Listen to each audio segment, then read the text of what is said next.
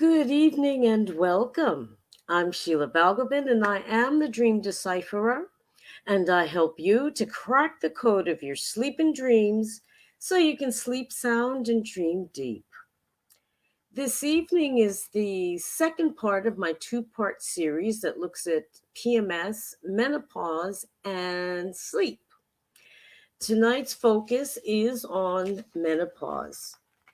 And while many women expect to experience various unwelcome symptoms during menopause, um, besides things like night sweats and weight gain, there's something that women often will overlook, and that is disturbed sleep.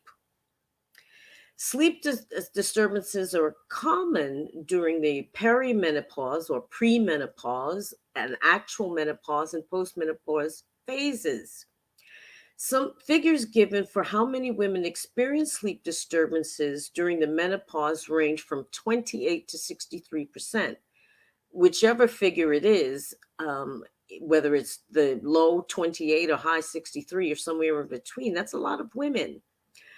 Overall, studies consistently show increased likelihood of sleep disturbances during the menopause transition, with a close association between the presence of hot flashes and night sweats. What are some of the causes of this poor sleep? Well, the major culprit, if you will, would be hormones, which makes sense. During menopause, the declining levels of estrogen contributes to disrupted sleep by causing menopausal symptoms such as hot flashes and night sweats, along with emotional upsets like anxiety and depressed mood. Anxiety, for example, will lead to difficulties getting to sleep, and depression leads to a restless sleep or non restful sleep and waking up too early or very early in the morning. It has been put out there as a suggestion that menopausal sleep disturbances may be the underlying cause of anxiety and depression. So it's a kind of chicken and egg situation there. Additional problems such as joint aches and pains and bladder problems, which lead to increased frequency of to go to the toilet at night, are also common consequences of the declining levels of estrogen, and all of which will cause sleep disruption. Now, the levels of progesterone also decline during the perimenopausal and menopausal period. And this may if impact sleep because progesterone encourages, it has a sleep inducing effect by acting on the brain's neural pathways. Another important hormone, which is produced during the deeper levels of sleep, is melatonin. And the production of melatonin decreases as we get older. Now, the secretion of melatonin is partly influenced by estrogen and progesterone levels, which are decreasing during the perimenopause pausal phase, which compounds the problem of poor sleep. Another issue, which I've talked about in the past, is sleep apnea. And in days gone by, it was thought of as more of a masculine or male type of ailment or disorder, but that view is now changing, with studies showing that night sweats and hot flashes may actually be linked to an increased risk of sleep apnea.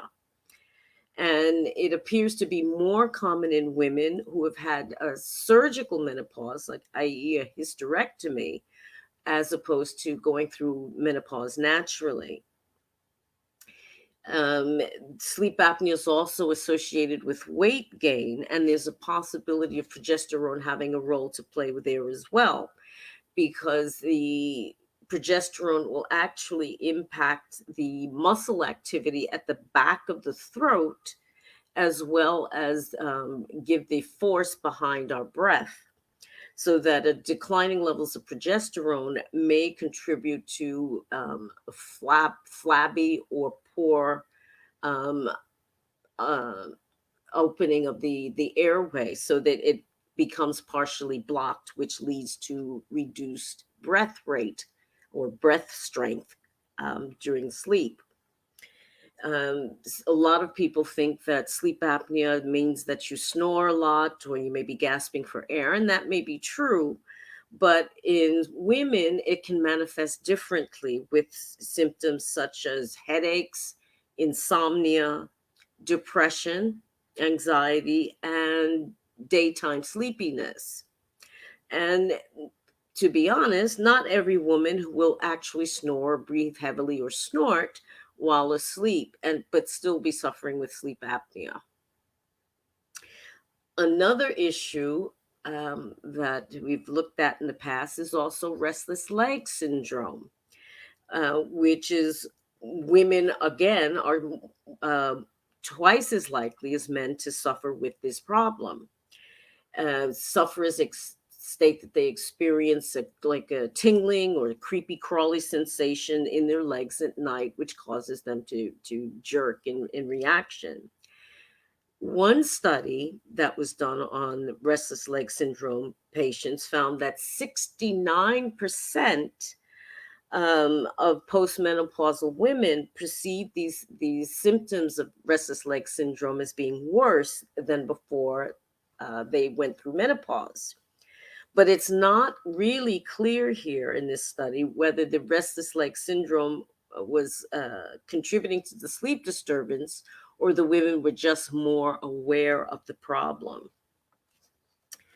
Now, with regard to treatments for poor sleep, I mean, there are general things that you can do to help yourself, as such as developing a regular sleep routine, having good sleep hygiene, and a schedule that you stick to actually trains the brain to slow down and start to unwind in preparation for sleep. But keep in mind that it will take time for the body and the new neural pathways to be able to stick. So you have to keep at it. It'll take a little bit of time, a couple of weeks. If at all possible, avoid having naps during the day, or if you do have a nap, a power nap is perfect. That's no more than 40 minutes, and that can actually improve your productivity as well as your memory, short-term memory. So it would be good to have a nap, but to avoid it if you're finding that you really can't sleep at night. Exercise is always good, and should be done on a regular basis, but not too close to bedtime because it overstimulates the system, which will lead to agitation and therefore poor sleep. An important thing that you can do for yourself is to keep a sleep diary, at least for several weeks, to find out your optimum number of hours of sleep, when you notice that you're sleeping worse or better, and what have you. If it were necessary for you to actually consult your doctor about it, you would actually have some evidence to present to the doctor to show exactly what's happening with your sleep patterns.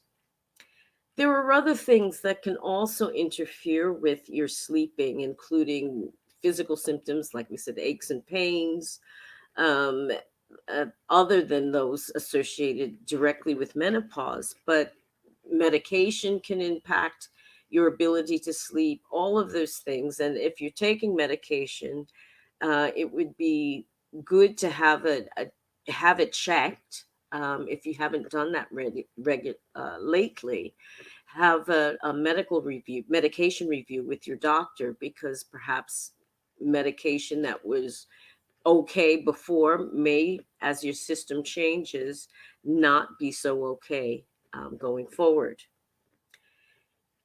Before going to bed, as I said, developing a routine that starts to train the body and the brain to relax, like having a warm bath or doing some light reading would be good.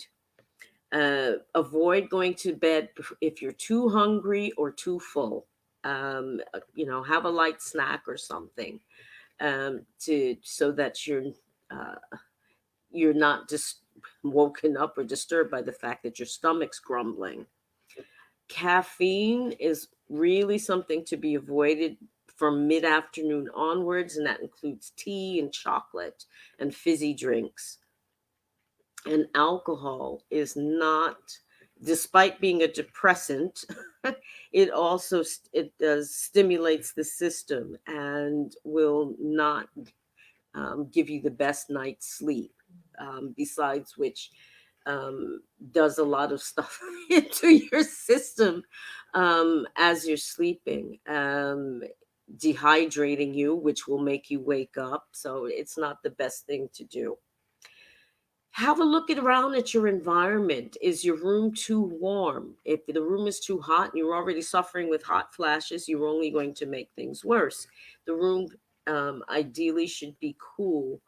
You can always put more blankets on or wear a pair of socks or something, but keep the room relatively cool. Make sure your bed and your mattress are comfortable. Have you not changed it in 20 million years and it's got lumpy and whatnot, you're not going to sleep well. So having a good bed and mattress is essential. This last tip is the most important of all. I don't know how many clients I have spoken to and said, ditch the Wi-Fi from your bedroom.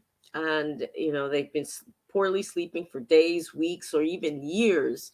And just removing the Wi-Fi from their bedroom made a huge difference in their quality of their sleep. So that means no phones, no tablets, no smart TVs, no baby monitors, which are really not good for children anyway. All of that needs to go. Put it in another room, preferably at the other end of the house if possible. And the bedroom really should be kept for just sleeping and sex. Everything else needs to stay outside. No doing any work in your bed, none of that. All of that needs to stay out of the room. But if after all of that you still wake up at night, then don't try to force yourself tossing and turning, trying to make yourself go to sleep. If after 15, 20 minutes you haven't been able to fall back asleep, get up. You'll only stress yourself out laying there thinking about how you can't get to sleep. Go into another room, maybe do some reading or do something quiet, that won't stimulate your system too much until you feel sleepy, and then go back to bed. The most important thing, though, is not to focus on the fact that you can't sleep. That only the thing you're trying not to pay attention to is just like you're trying to avoid, stepping on a crack or something, and that's exactly where you go because you're trying so hard to avoid it. So try to focus on relaxing thoughts, maybe take some nice deep breaths from the belly and just get some fresh oxygen into your brain, and to help you to relax and perhaps go back to sleep. So there you have it. Some tips about how menopause can affect your sleep, or if you're going into menopause, how it can impact your sleep, and a few things that you can do to help yourself. If the symptoms are really severe, then it would be a good idea to talk to your doctor, do a bit of research yourself, and see about the possibilities of HRT, which can come in different forms and is not what it used to be. It can be a lifesaver for many women, with regard to reducing their symptoms.